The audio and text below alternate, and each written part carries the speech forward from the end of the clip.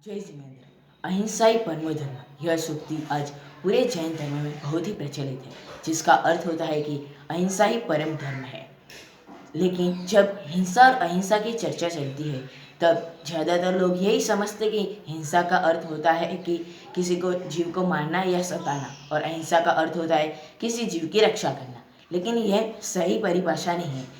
इसकी सही परिभाषा आचार्य अमृतचंद्र अपने पुरुषा सिद्धि उपाय में बताते हैं कि जिस आत्मा में राग द्वेष आदि भावों की उत्पत्ति होना वह हिंसा है, और राग द्वेष आदि भावों की उत्पत्ति नहीं होना वह अहिंसा है।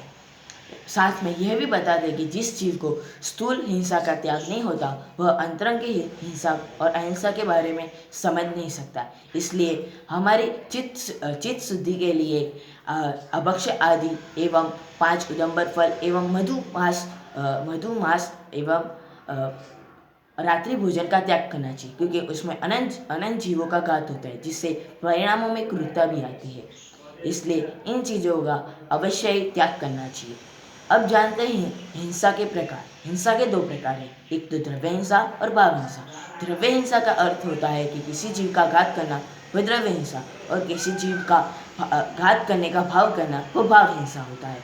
लेकिन इतना समझ के भी कई लोग मानते हैं कि किसी जीव की रक्षा की मैंने वह अहिंसा हुई, लेकिन वह हिंसा ही है, क्योंकि उसमें राग भाव की उत्पत्ति होती है, इसलिए वह हिंसा हुई। इतना सुन के कई लोग ऐसा मानते हैं कि ये तो इसका पालन मैं नहीं कर पाऊँ, लेकिन इसका पालन मुनिराज ही कर सकते। ऐसा नहीं है। श्रावक पूर्णतः हिंसा का त्याग नहीं कर सके तो चलेगा, लेकिन आंशिक रूप से उसका त्याग करना, हिंसा का त्याग करना चाहिए।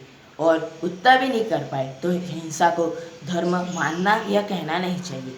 तो अहिंसा का सार निकलता है कि राग द्वेष आदि भावों की उत्पत्ति होना वह हिंसा है, उसमें धर्म मानना वह महाहिंसा है, और राग द्वेष आदि विकारी भावों की उत्पत्ति नहीं होना वह अहिंसा है, और राग आदि भावों को धर्म न मानना वह अहिंसा एवं हिंसा के बारे में सच्ची समझ है।